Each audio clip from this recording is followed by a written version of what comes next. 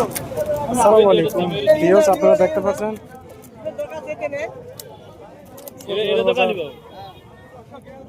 পটুয়ার বাজার বিশ্ব রোড। অনেক অসংখ্য মাছ রয়েছে এখানে।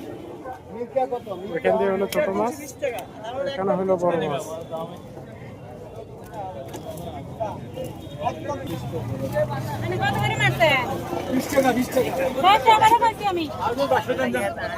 এখানে রয়েছে কাতল মাছ, লাট কাপ, লাট কাপ, বিভিন্ন পদের মাছ রয়েছে।